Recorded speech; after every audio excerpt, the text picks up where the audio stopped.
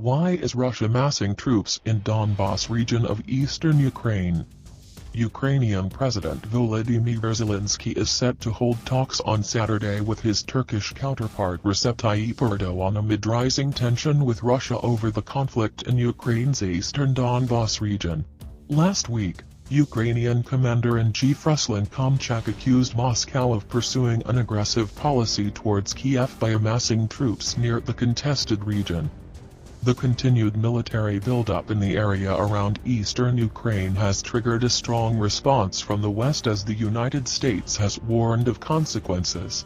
White House Press Secretary Jen Psaki said at a daily briefing that the U.S. is in close consultation with its allies in the region over Russia's troop movements.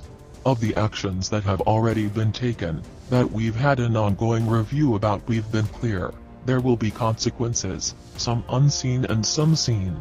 We will hope to have more about those soon, Psaki said on Friday. During a phone call with Russian President Vladimir Putin, German Chancellor Angela Merkel demanded a reduction in troops at the Ukrainian border.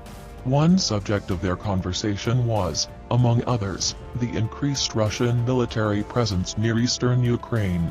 The Chancellor called for a reduction of these troop reinforcements to de-escalate tensions, the German government said in a statement. However, Moscow accused Kiev of provocative actions which has recently purposefully escalated the situation on the line of contact. Kremlin said in a statement that Putin stressed the need for strict implementation of previously reached agreements to legally formalize the special status of Donbas. Ukraine, a country geographically divided between Europe and Russia, has pro-Russia and pro-West people. The fourth Ukrainian president, Viktor Yanukovych, was pro-Russia and backed away from EU association agreement in November 2013 to prevent the country from turning to the West. Yanukovych's U-turn over signing the agreement triggered protests and he had to flee to Russia. The tensions later spread to Crimea and the territory was annexed by Russia following a controversial referendum, which Crimean Tatars, an East European Turkic ethnic group, and Ukrainians had objected to. The long-running conflict has claimed more than 13,000 lives since 2014.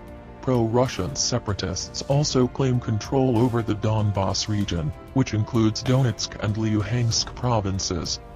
Minsk agreements were signed between the pro-Russian separatists and the Kiev administration to stop the armed conflict. The agreements called for a ceasefire in the region as well as prisoner exchange while allowing the Ukrainian government to make a constitutional amendment that would provide for special status to Donbas. But the implementation of those agreements has been hampered by multiple ceasefire violations for which the two sides have traded blames. Earlier this week, Zelensky urged NATO, an intergovernmental military alliance between Western powers, to speed up his country's membership. In a phone call with NATO chief Jens Stoltenberg, the Ukrainian president said that it was the only way to end fighting with pro-Russia separatists and end the war in Donbas. Russia sees Ukraine's entry into NATO as a threat and fears have been mounting of a major escalation in the conflict areas.